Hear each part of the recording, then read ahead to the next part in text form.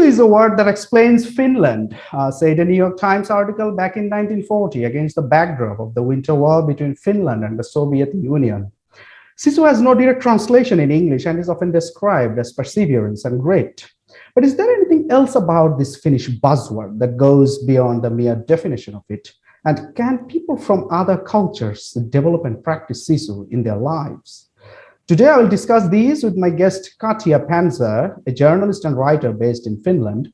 She is the author of 2 books about Sisu titled The Finnish Way and Everyday Sisu. Her book has been published in many countries, including Japan, France, and Russia.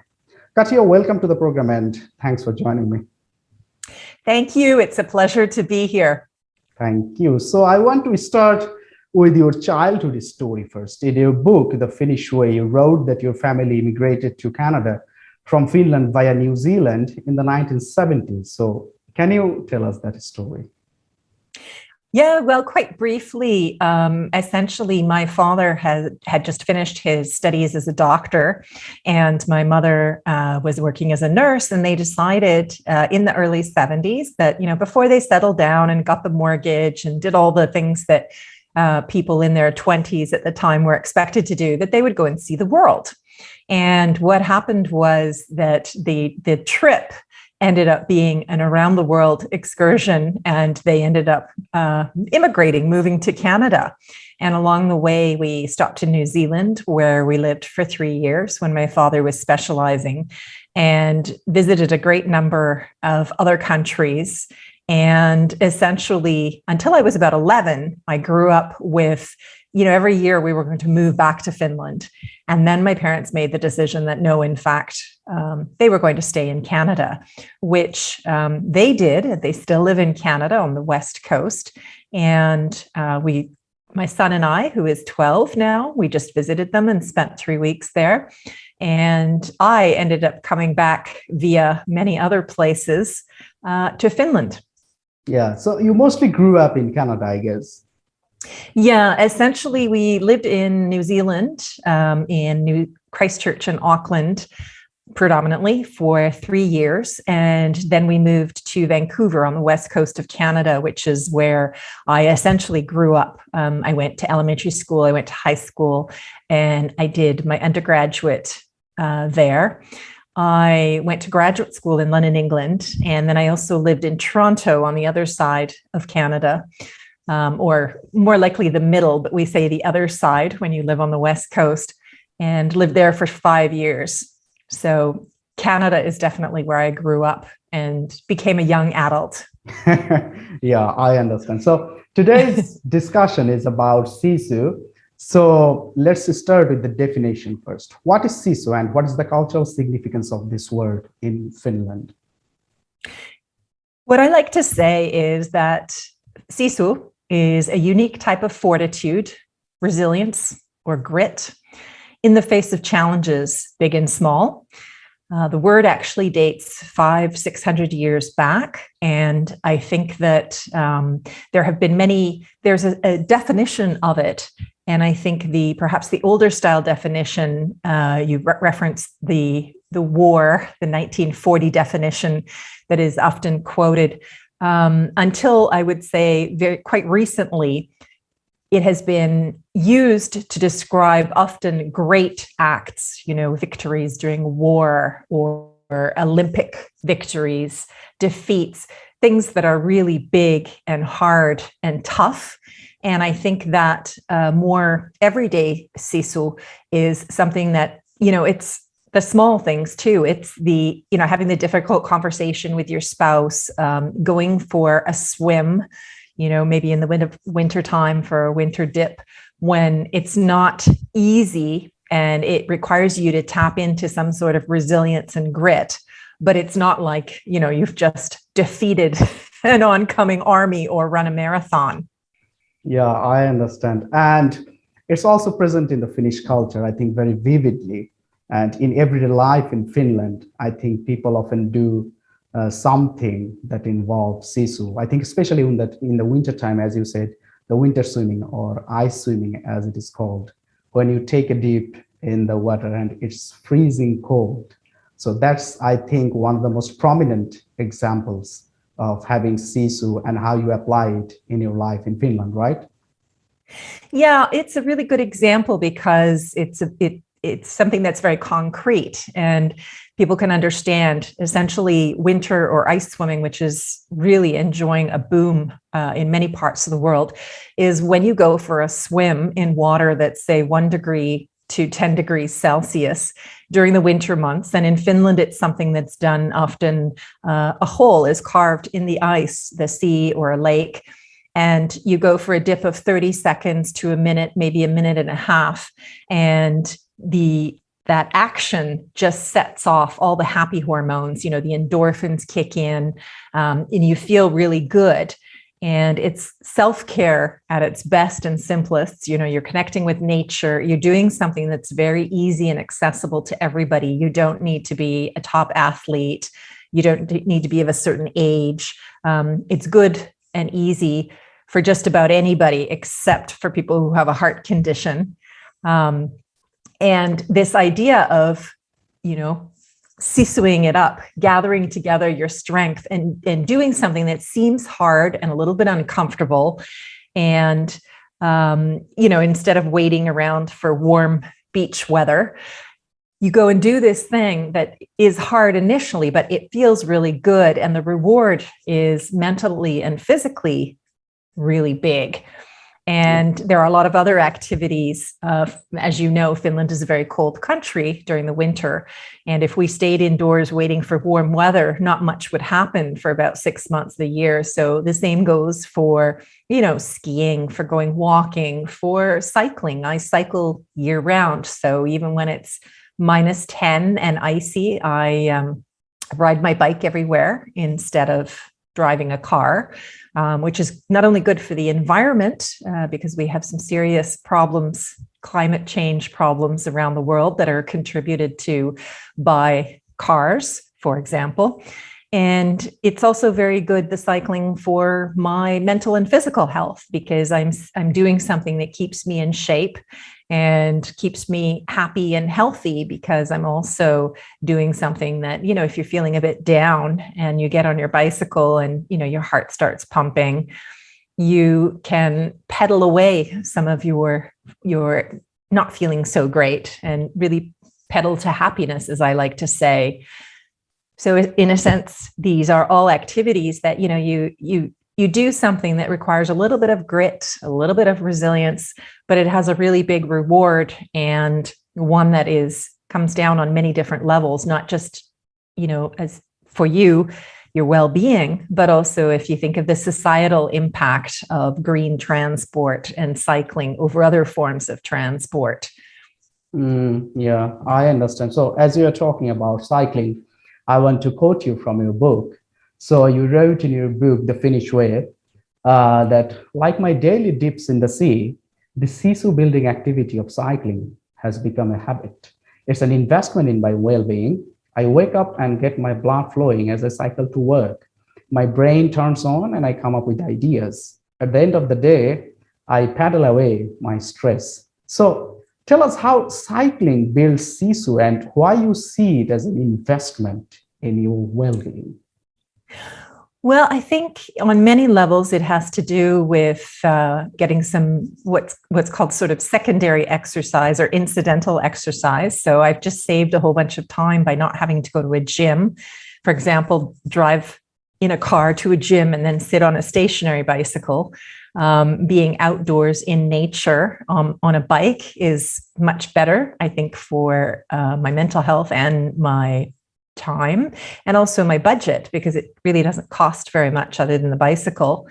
But it is also, if we look at a lot of the lifestyle illnesses that people have, they're caused by sedentary lifestyles, because we sit and we're inactive. And a lot of us have work that requires us to sit in front of, for example, a computer, and doing something that helps address the illnesses, like type 2 diabetes and other issues, health issues that can arise because we're not moving enough. Well, cycling is a very good way to get a little bit of exercise, for example, on your way to work and home, or when you go to pick up groceries, or whatever it is that you do in your day.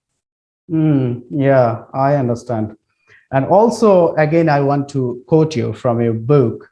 So you said, growing up in the 1980s and 90s in a culture of convenience and consumerism, I looked for fulfillment in the wrong places and often equated it with external factors such as good looks and material possessions like designer clothing or luxurious homes. So against this backdrop, tell us how your outlook on life has changed after all these years as you are living in Finland now and you have also built a family and career there.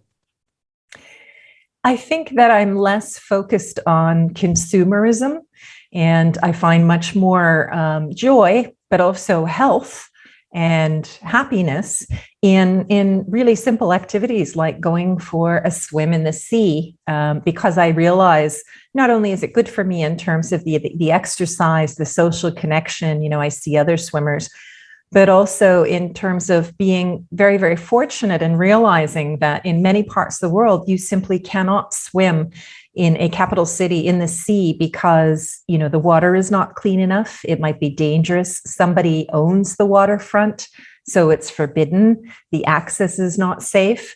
All these issues. So I feel like I have access to many luxuries that are no longer a given in many parts of the world. And I focus more on things like, going for a walk in the woods or along the seashore or going for a swim or trying to do, for example, my son, who's 12 years old, one of my biggest challenges is getting him offline. And I feel like there are so many things that we can do that are just right outside the door, whether it's nature. One recent study says, according to one recent study, every person living in Finland is about 200 meters from the nearest nature. And that means a park, a forest, a lake, seashore. And I think that proximity is something that really impacts on people's well-being. And at many cities, you literally go from one air-conditioned space to another, in a metal box, for example, and you don't have a daily connection with water, with earth, with soil, with trees, with the sky even, or fresh air. And in addition to the nature, there are all kinds of things, the arts, science, things that are accessible and nearby, and they don't cost a lot of money for us to go and see them. For example, children are free. They have free admission to galleries and museums, which means art is immediately accessible to all children as long as they have someone who takes them. And so I really feel that I spend more time on, I would say, substance rather than material, and ideas, nature, being in the world, rather than worrying about making money or material possessions or spending a lot of time, talking about house prices or cars or stuff. Yeah, I think this is a very important point of living in Finland. Also, I think it's the same in other Nordic countries because people really believe in minimalism and they have learned how to find real joy and happiness in simple things like going for a walk in the woods or maybe cycling to work or just going in the nature and spending time there. But in other parts of the world, in many countries, they're always talking about the latest gadget or the latest stuff that you want to buy so that you can actually make yourself look like rich or good or something like that, so that other people will want to know, hey, what's the latest gadget, what are you using? But in Finland and also in the other Nordic countries, they focus less on stuff. And I think they focus more on life in general, the simple things, the smallest things that will give you permanent and eternal and perpetual joy and happiness. And I know it because I have the first-hand experience of living in Finland. And now because I'm in Bangladesh, I actually miss the proximity to nature that you were talking about. So I think it's one of the most biggest perks, biggest benefits of living in Finland and in other Nordic countries, because these people, they live so close to nature. And you said in one study, it's like 200 meters, something like that. Yeah. So you can Yeah, and actually go out and you can find yourself in the woods, literally. So it's something like that. Yeah, I think it's exactly that. And I think, I mean, having just recently spent time in North America, again, I just realized how much the focus is so competitive about stuff and how futile that is, because there's always a newer version of, whether it's the mobile phone or the car, or somebody has a more expensive kitchen renovation or whatever the thing is. And it seems like this endless loop that a lot of people are not necessarily very happy with their stuff, and they need to get more stuff, and then they need to take care of their stuff, and then somebody else always has better stuff, or there's newer stuff, and it seems sometimes almost ridiculous. Like if I have a conversation with you, if we met in a cafe, I'd rather hear about who you are and your ideas. And it's irrelevant to me whether you arrive at the cafe, in a BMW or in a bicycle, whether you have a Rolex or no watch. I'm more interested in you and your ideas and, how you contribute to the world. And I think that is a much more equal playing field, if you could put it that way, in that you come as you are, and you're not judged on your material possessions or your status. I understand. Thanks. So, how do Finnish children learn Sisu? Is it formally taught in schools, or is it a part of culture and identity they grow up with? I think the latter. I mean, it's not really, I've interviewed several experts, and it's not something that is on the curriculum. It is something that is alluded to, or, there might be a small portion in a history lesson, or there's, for example, a children's book that refers to, how you can build Sisu, because really Sisu at the end of the day is resilience. How can you be more resilient? So how do you deal with, for example, if you're being bullied, there are many steps that you can take as a child, but also in getting help from parents and teachers. And all those steps are about building resilience and your own ability to deal with challenging situations. And that really, at the heart, is what Sisu is. I think also, when you learn life skills, such as, foraging for mushrooms, spending time in nature, picking berries, swimming in natural bodies of water, you have a much more resilient setup, not only for your life in terms of maintaining your well-being, but if we look at the current political situation, there's a lot of good political reasons why people don't want to be consuming as much oil or being dependent on certain products. And the more you're able to do with less, by that I mean material and other possessions, because of course having pure nature is a luxury. It's not something to take for granted.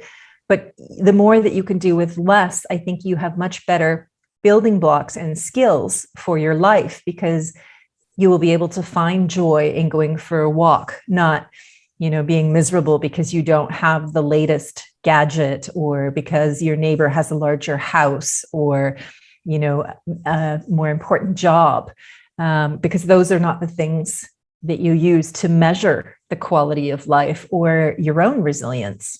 I understand. So if I'm not a Finn, well, of course I'm not a Finn. So that question is also related to me. So if I'm not a Finn and I come from other culture and other country, but I want to develop my Sisu, so what should I do? Because you are a Sisu expert, you know it better. Very good, very good. Well, I would say that really it is about getting down to basics and, figuring out ways, for example, whether it's your commute, how you can do it in a way that's perhaps healthier and more sustainable, to what you eat. Look at the real impact on the globe of your diet.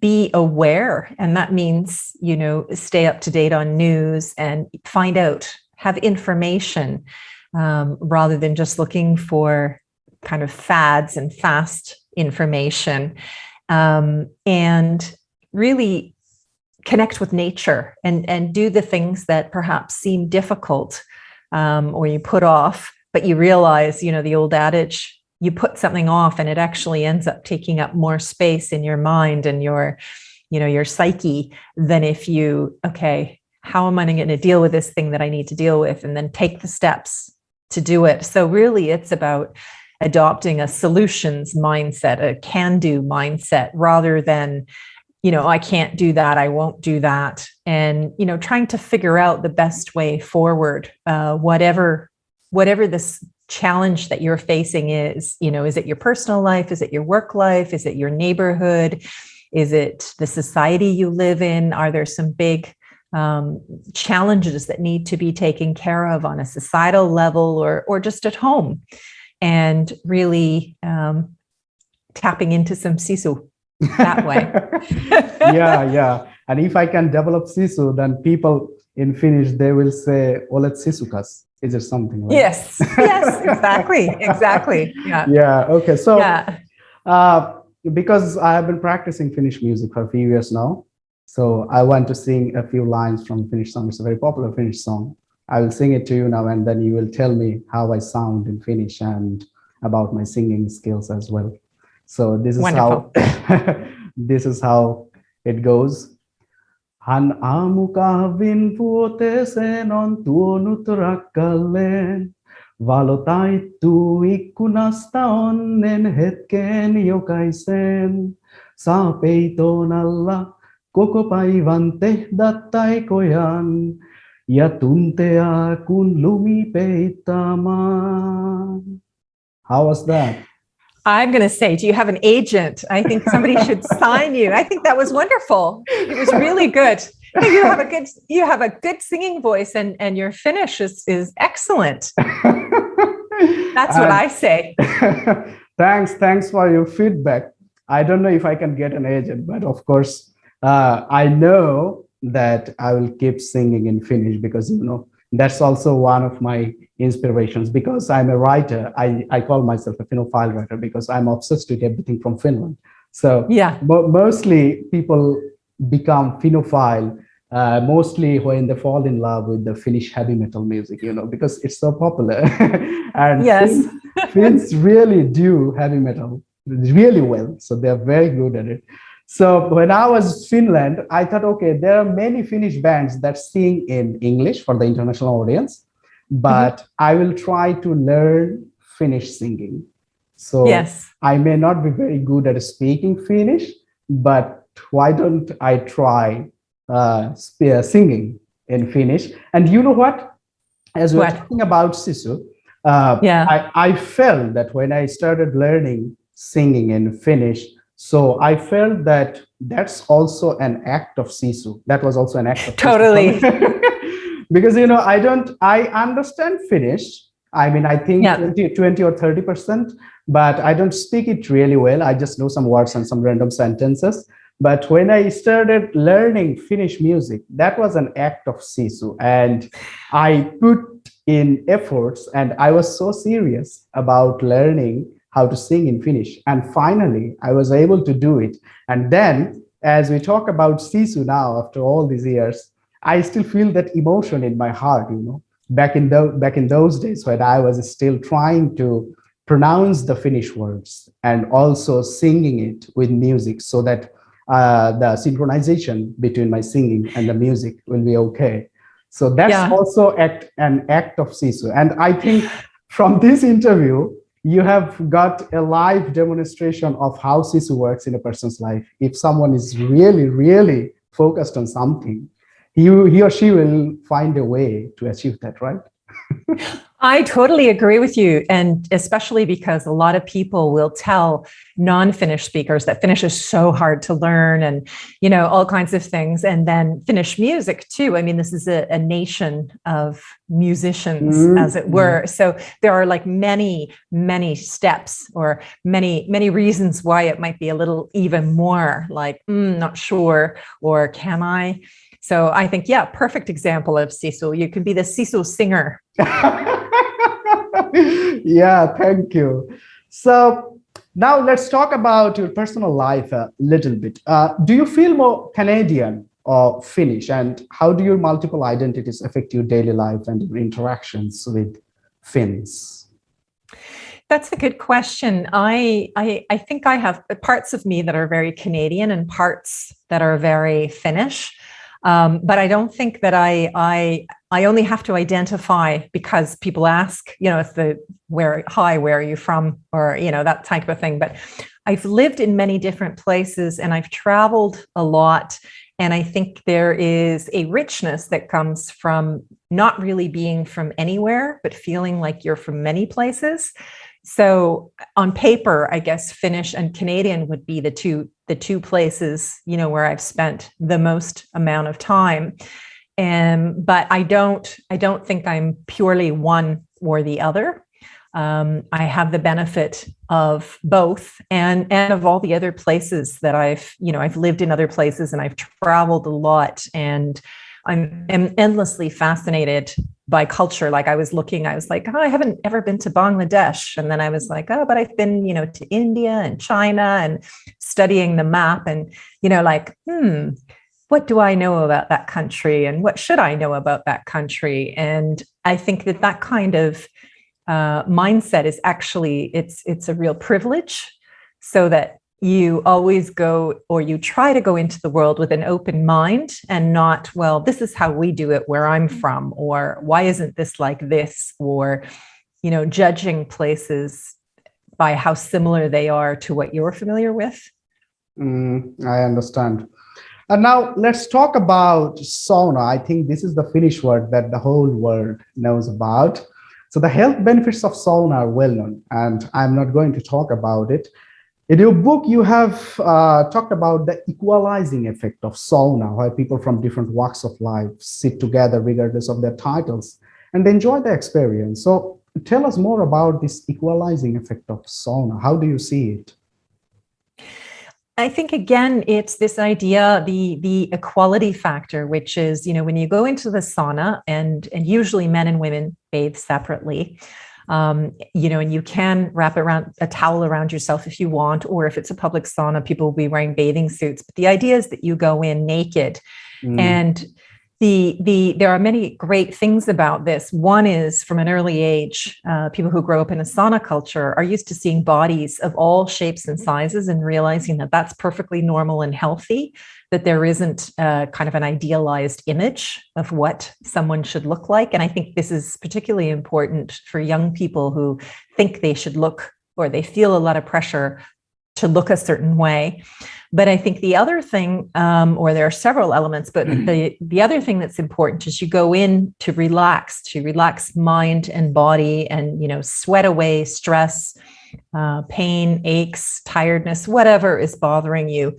But most importantly, again, like some of the other examples I gave, you go in, nobody knows what you do, how much you own, whether you're the president or the street cleaner, and it doesn't matter. You meet people as people, and you have conversations as people who are talking about whether it's current affairs or the weather.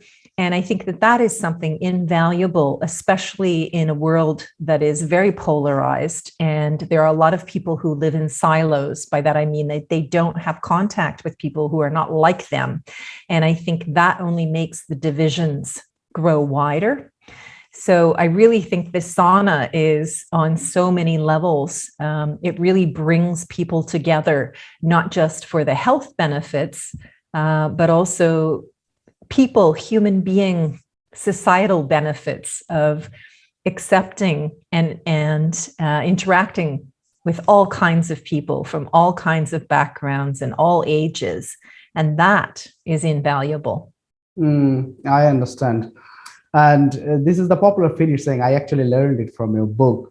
So this is the saying that a woman is at her most beautiful after a sauna. So what do you think about it? I really wanted to ask you this question. I think it is. I think it is really true, and especially if you like natural beauty, when people they have no makeup on, but they have this rosy glow from the heat. They usually are smiling because they feel good. They're relaxed. They've steamed away the stresses of the day or muscle tension or, whatever is troubling them. And I think this comes down again, that lovely Nordic ideal of minimalism and of beauty really being natural and in nature and not in artificial things that we add on or material possessions. So yeah, I do actually think that it is very, very, very true. Yeah, I understand. And also, I think you wrote about this, another popular saying in Finland, that all men are equal, but in the sauna they are more equal, or something like that, right? So that also explains how, if you grow up in a sauna culture, you actually grow up with this strong idea of equality, because it's not only about gender, it's not only about race, it's not about how you look, but it's about equality, because we are all equal and we are all human beings. So that value comes really first, and that value comes at the top. So this is what I really like about the sauna culture, this equalizing, because I have also been thinking about this equalizing effect of sauna, because most people see it as a kind of bathing or something like that, where people go in naked and spend time in the hot temperature, but they don't actually focus on this equalizing effect. And it's so important. And you only get it when you are in the sauna with the Finns, then you understand the real importance and significance of this equalizing effect. And I really, really liked it. And I really, of course, miss my sauna time, because we don't have that culture in Bangladesh. So yeah. It's on Well, there. and of course, the other thing is that people talk, and I think especially in these times where people spend so much time online, to have a face-to-face conversation with somebody can be really therapeutic, even if it's just your buddy who's telling you, about something that happened to him that he wants to run by you, or you're telling him something that's been troubling you, and then you get it off your chest, so to speak, and it disappears into the steam. Yeah. It goes away. Yeah. It goes away. Okay, thank you, Katya. It was really an interesting conversation, and I really liked our conversation. And thanks for your time, and thanks for attending the interview again. Thank you very much. It was my pleasure. Okay, and thank you. Goodbye. Keep singing. Bye-bye. Oh, yeah, I will. Keep Thank singing. Goodbye. Bye.